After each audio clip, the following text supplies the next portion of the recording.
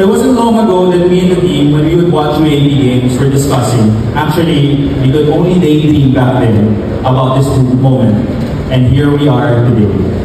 We at Puma are immensely proud and honored as we come together with not only the top collegiate basketball team, but also one of the best, if not the best, academic institutions in the country.